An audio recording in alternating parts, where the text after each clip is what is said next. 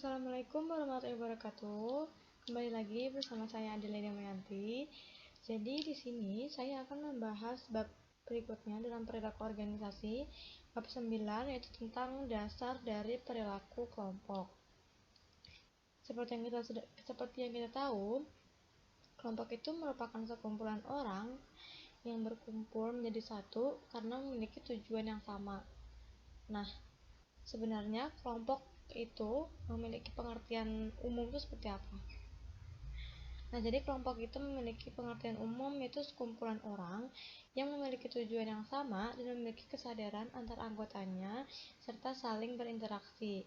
Jadi di dalam kelompok itu syarat kelompok itu memiliki kesadaran antar anggotanya serta di dalamnya itu terdapat interaksi. Nggak mungkin kan kita kalau misalkan kita di dalam sebuah kelompok terus kita diem-dieman aja sama anggota yang lainnya, pasti di dalam kelompok itu ada interaksi antar anggota kelompoknya dan memiliki kesadaran bahwa kita misalkan merupakan bagian dari anggota kelompok tersebut. Jadi itu merupakan syarat kelompok, yaitu memiliki kesadaran antar anggota kelompoknya serta adanya saling interaksi. Jika tidak ada saling interaksi atau kesadaran antar anggotanya, itu bukan disebut sebagai kelompok. Nah, lalu selanjutnya, kenapa ya orang-orang tuh membentuk kelompok? Yang ini ada 4 alasan. Yang pertama itu untuk alasan keamanan. Kenapa? Karena dengan bergabung dalam suatu kelompok, seseorang akan dapat mengurangi ketidaknyamanan dan merasa lebih kuat. Kenapa? Misalkan contohnya, kita sedang tidak enak hati nih, atau perasaannya sedang sedih gitu misalkan. Nah, kita bisa pergi atau kita bisa main nih dengan teman kelompok kita untuk mengurangi rasa tidak nyaman kita. Atau bisa juga kalau misalkan kita diganggu sama seseorang, terus kita ingat, oh ya saya punya kelompok, saya bisa minta bantuan, itu menjadikan diri kita tuh merasa lebih kuat. Seperti itu alasan kenapa seseorang tuh membentuk kelompok, yaitu untuk alasan keamanan. Lalu selanjutnya ada status. Kenapa? Yaitu dengan bergabung dalam kelompok, seseorang merasa dipandang dan lebih terhormat dibandingkan sendirian. Gak mungkin kan kalau misalnya kita sendirian terus ada yang memandang kita atau ada yang menghormati kita. Lalu yang selanjutnya itu ada untuk mencapai tujuan. Dengan bergabung dalam suatu kelompok, seseorang akan mudah mencapai tujuan. Karena gini, kalau misalkan kita ingin mencapai tujuan, pasti kita membutuhkan orang lain untuk mencapai tujuan tersebut. Misalkan kita ingin misalkan kita ingin mencari makan nih, terus kita nggak ada motor, pasti kita membutuhkan orang lain, entah kita minjem motor atau kita bareng ke depan gitu kan. Nah, lalu yang keempat, kebutuhan bersosial. Kebutuhan sosial itu sebagai makhluk sosial, pasti seseorang membutuhkan orang lain dalam hidupnya. Nggak mungkin kan kita dalam semasa hidup kita tuh hidup sendirian. Misalkan kalau misalkan kita meninggal, siapa yang membantuin kita? Kalau misalkan kita dalam kesusahan, masa kita mau sendiri terus, siapa yang membantuin kita? Jadi kebutuhan bersosial itu penting bagi setiap orang, karena kita tuh sebagai makhluk sosial tidak bisa yang namanya hidup sendiri. Kita harus membutuhkan orang lain dalam hidup kita. Nah, selanjutnya ada klasifikasi kelompok. Kelompok itu dibagi menjadi 2, ada kelompok formal dan ada kelompok informal. Kelompok formal itu adalah kelompok-kelompok yang mempunyai struktur organisasi dan peraturan yang tegas dan jelas di dalamnya. Jadi kelompok formal ini kelompok yang dibangun secara sengaja, yang memiliki struktur organisasi yang jelas. Contohnya itu kelompok tugas, terus kelompok komando, terus kelompok organisasi, misalkan Karang Taruna. Dia memiliki struktur organisasi yang jelas, ada ketua, ada wakil, dan memiliki ketegasan di dalamnya. Nah, sedangkan kelompok informal itu kelompok-kelompok yang terbentuk secara tidak sengaja dan tidak memiliki struktur organisasi yang jelas. Misalkan kelompok persahabatan, di situ tidak ada kan yang namanya struktur organisasi yang jelas, nggak ada di situ ketua atau wakil, di dalamnya langsung nggak ada kan di dalam kelompok persahabatan. Jadi seperti itu. Kalau di kelompok formal memiliki struktur organisasi yang jelas, sedangkan di informal tidak memiliki struktur organisasi yang jelas. Lalu yang selanjutnya ada tahap-tahap pengembangan kelompok. Yang pertama ada forming ada forming stage. Forming stage ini biasa disebut juga tahap pembentukan. Tahap pembentukan ini yaitu di mana kelompok itu dibentuk, para anggota yang memiliki kesadaran untuk bergabung dalam sebuah kelompok, apakah saya tuh termasuk ke dalam bagian dari kelompok ini, bisa menjadi bagian dari kelompok ini. Nah, jadi kelompok ini tuh mulai dibangun, mulai dibentuk.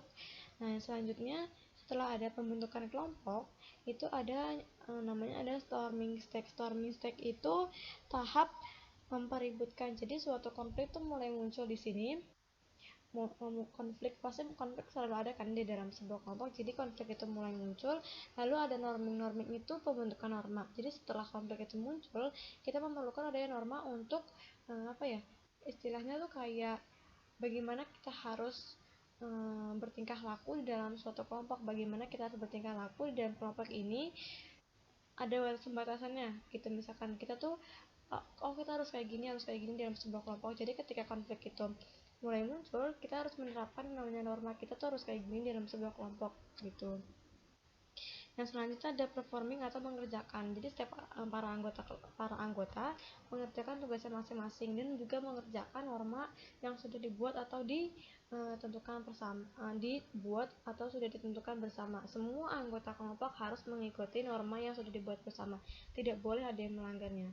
Lalu yang selanjutnya ada adjourning. Adjourning ini terjadi pada kelompok-kelompok yang tidak, ini tahap pembubaran, itu kelompok-kelompok yang tidak tetap, misalkan kayak Karang Taruna kan tidak tetap. Ketika sudah 17 Agustus biasanya kelompok ini tuh bubar. Jadi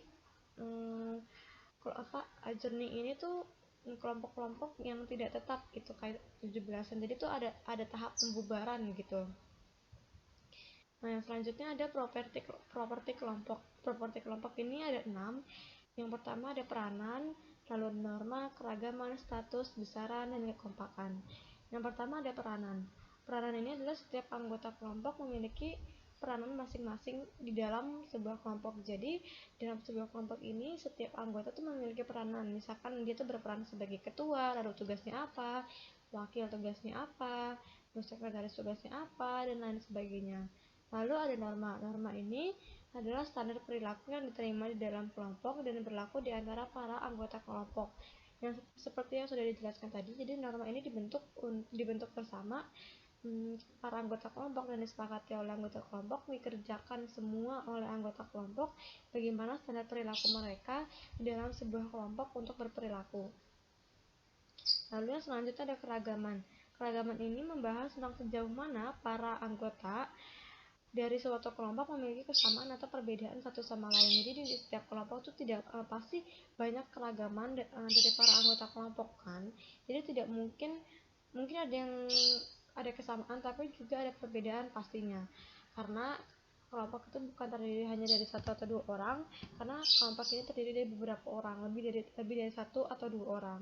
Lalu yang selanjutnya ada status. Status ini adalah suatu posisi yang didefinisikan secara sosial atau peringkat yang diberikan kepada para anggota oleh orang lain. Jadi status ini diberikan oleh anggota oleh orang lain, entah itu pokoknya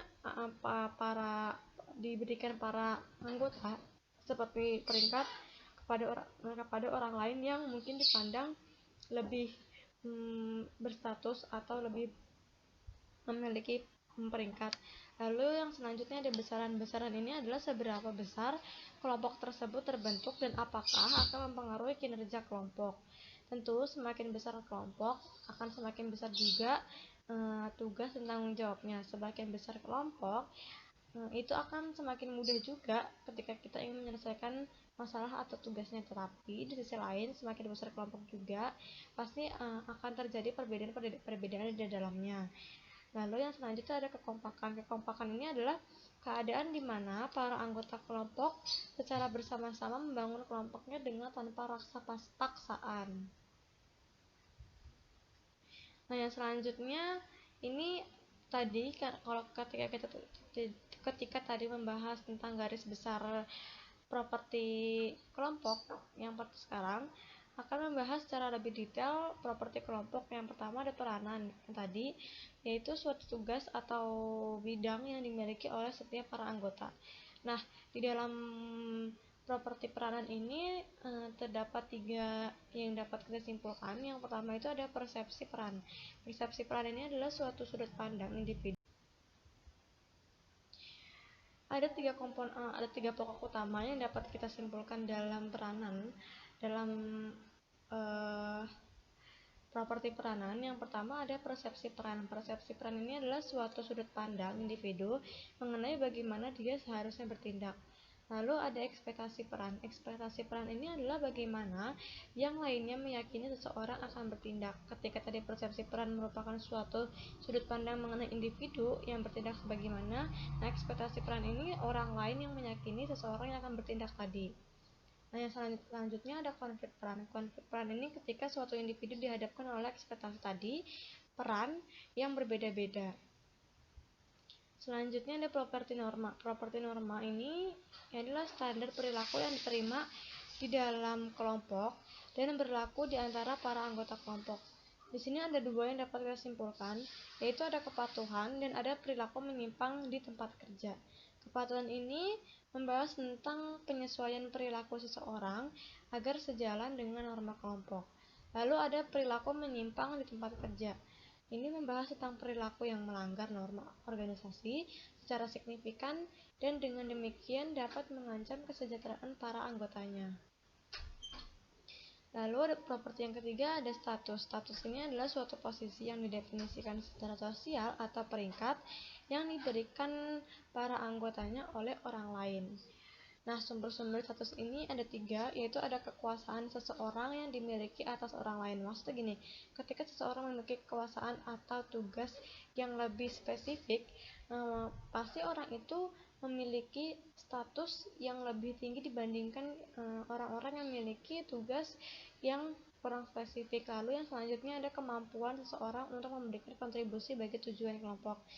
Misalkan gini, seseorang yang memiliki, sama seperti yang tadi, seseorang yang memiliki kontribusi lebih, seseorang yang memiliki kontribusi lebih besar umumnya memiliki status yang lebih tinggi dibandingkan orang-orang yang kontribusinya lebih rendah. Lalu selanjutnya ada karakteristik pribadi individu.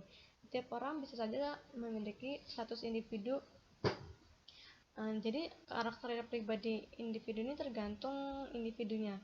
Bisa jadi anggota lain menciptakan maksudnya memandang orang lain itu tergantung orang lain gitu, peringkat orang lain. Lalu selanjutnya ada teknik-teknik pengambilan keputusan dalam kelompok. Ada 2 tekniknya.